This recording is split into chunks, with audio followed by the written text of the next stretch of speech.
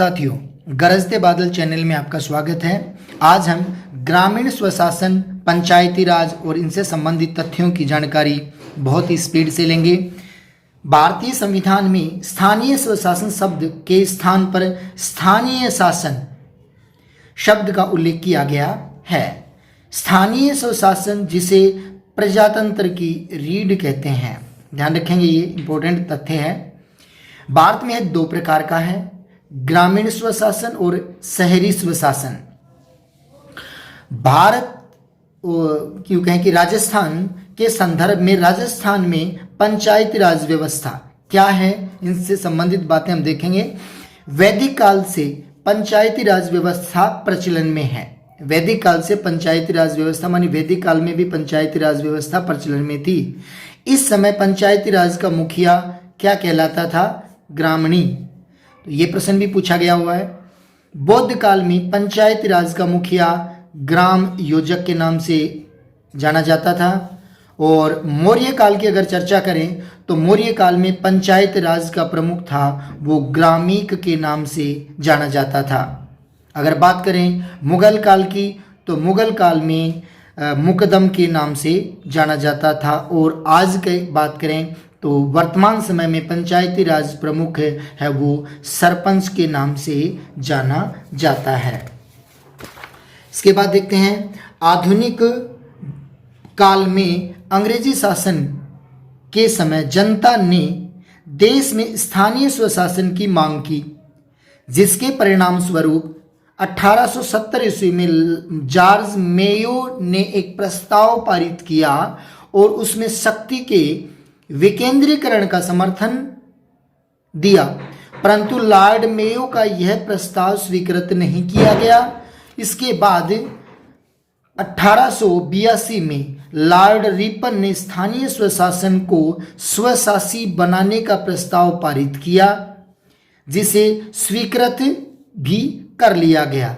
अतः Lord Ripon को भारत का उद्धारक, ये प्रश्न भी पूछते हैं कि लॉर्ड रिपन को भारत का उद्धारक व स्थानीय स्वशासन का जनक कहा जाता है, माना जाता है। हमसे पूछा जाता है स्थानीय स्वशासन का जनक किसे मानते हैं, किसे कहा जाता है? 1919 के मॉन्टेग्यू चेम्सफोर्ड सुधारों के अंतर्गत स्थानीय स्वशासन व्यवस्था को स्थानीय रूप प्रदान किया गया। भारतीय राष्ट्रीय कांग्रेस की मांग पर 1919 में स्थानीय सरकार अधिनियम पारित करके सर्वप्रथम बंगाल में पंचायती राज की स्थापना हुई।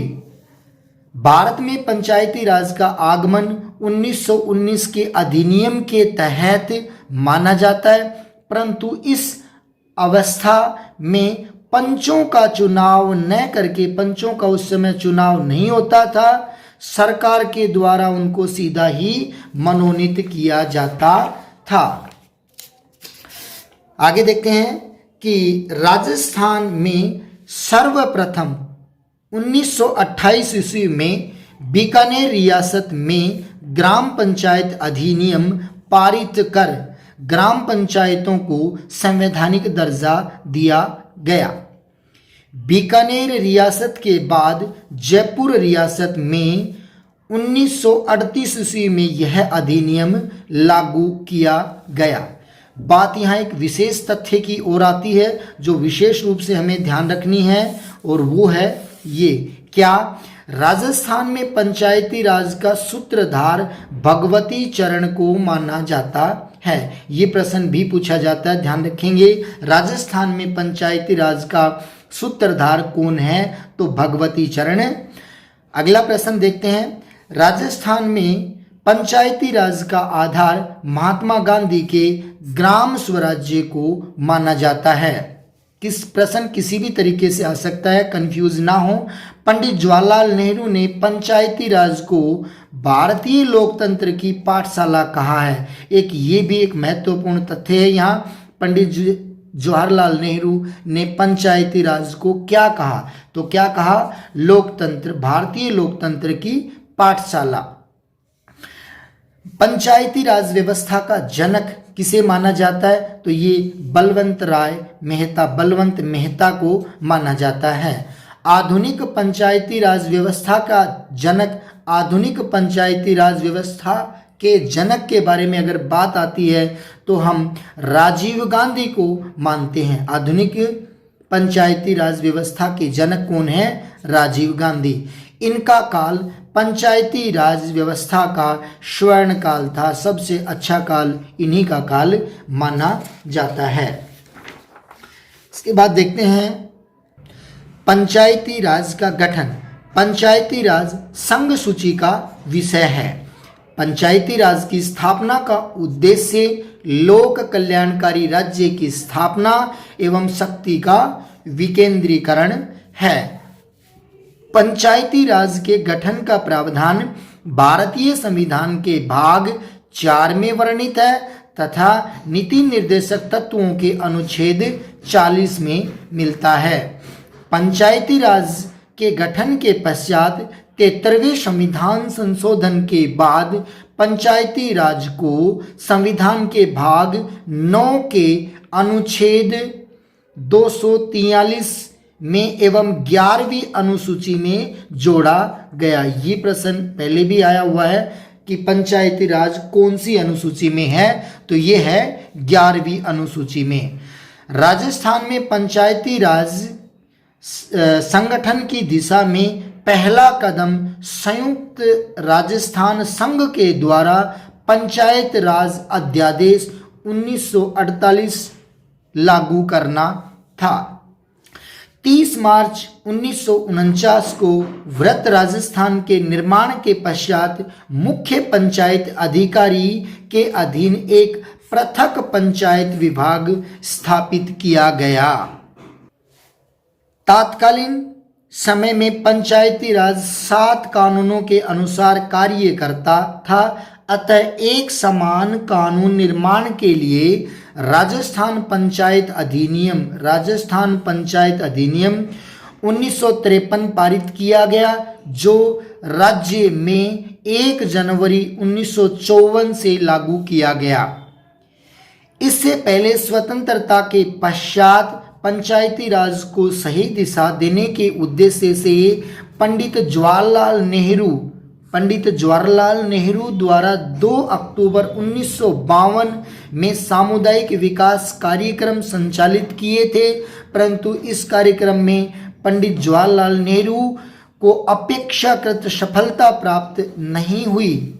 1952 में सामुदायिक विकास कार्यक्रमों की असफलता के बाद प्रजातांत्रिक विकेंद्रीकरण की स्थापना के उद्देश्य से जनवरी 1957 में बलवंत राय मेहता समिति का गठन किया गया। आइए बलवंत राय मेहता समिति और अन्य समितियों के बारे में जानकारी लेते हैं। सबसे पहले देखते हैं बलवंत राय मेहता समिति। तो समिति का गठन भारत सरकार की योजना कार्यक्रम समिति के द्वारा जनवरी 1957 में गुजरात के मुख्यमंत्री श्री बलवंत राय मेहता की अध्यक्षता में किया गया। इस समिति की रिपोर्ट के परिणाम स्वरूप 2 अक्टूबर 1959 को राजस्थान के नागौर जिले के बगदरी गांव में तत्कालीन प्रधानमंत्री पंडित जवाहरलाल नेहरू ने पंचायती राज व्यवस्था का श्री गणेश करते हुए देश की पहली ग्राम पंचायत का विधिवत उद्घाटन किया। यहाँ प्रश्न बनता है कि देश की पहली ग्राम पंचायत कौन सी है, तो वो रहेगी बगदरी। राजस्थान में पहले पंचायती राज चुनाव 1960 को करवाए गए थे एवं 1960 से 70 तक का काल पंचायती राज का संकट का काल माना जाता है, क्योंकि इस समय कोई पंचायती राज के विकास के कोई कार्य नहीं हुए थे, इसलिए यह काल संकट का काल माना जाता है। अशोक मेहता समिति पंचायती राज की समीक्षा करने एवं उसे और अधिक प्रभावी बनाने हेतु केंद्र की जनता पार्टी सरकार द्वारा दिसंबर 1977 में श्री अशोक मेहता की अध्यक्षता में एक समिति गठित की गई, जिसमें कैद 1978 ईस्वी में अपनी रिपोर्ट पेश की। और इस रिपोर्ट में क्या था, पंचायती राज व्यवस्था का स्वरूप है वो द्विस्तरीय होना चाहिए। पहली बात थी जिला स्तर पर जिला परिषद और दूसरा था मंडल पंचायत। इसके अलावा और क्या था, इसमें विकास कार्यक्रमों एवं योजनाओं के क्रियान्वयन का दायित्व जिला परिषदों को सौंपा जाए। अगली बात इसमें रखी गई थी जिला परिषद मुख्य कार्यकारी संस्था हो, पंचायती राज का कार्यकाल 4 वर्ष का, अनुसूचित जाति एवं जनजाति की जनसंख्या के अनुपात में उनको आरक्षण दिया जाना चाहिए। अगली समिति है श्री जीवी के राव समिति, ग्रामीण सरकार की पुनर्संरचना के तरीके सुझाने के उद्देश्य से केंद्र सरकार के योजना आयोग ने 1985 ईस्वी में श्री जीवी के राव की अध्यक्षता में इस समिति का गठन किया गया। इसमें 4 स्तरीय पंचायती राज की स्थापना की सिफारिश की गई थी। अगली समिति है लक्ष्मी मल सिंघवी समिति, पंचायती राज संस्थाओं को पुनर्जीवित एवं विकसित करने के लिए संकल्पना पत्र तैयार करने के उद्देश्य से राजीव गांधी सरकार ने 1986 ईस्वी में लक्ष्मी मल सिंघवी की अध्यक्षता में समिति का गठन किया। इस समिति के द्वारा ग्राम पंचायतों को अधिक वित्तीय सुविधा उपलब्ध कराने एवं पंचायती राज न्यायिक अधिकरण के गठन की सिफारिश की। ये थी प्रमुख समितियां। इनके अलावा अन्य समितियां भी हैं। वीडियो बड़ा न हो जाए इसीलिए यहाँ पर रोक करके और इसको आगे की वीडियो में हम शामिल कर लेंगे। और मैं जानता हूँ बड़ी स्पीड से लिया गया था, लेकिन परीक्षा नज़दीक होना, रीट की एग्ज़ाम नज़दीक आना और एचटेट की एग्ज़ाम नज़दीक आना, तो आप लोगों के लिए स्पीड से अगर ये तथ्य उपलब्ध करवाने का ही एकमात्र उद्देश्य था। धन्यवाद। थैंक्स।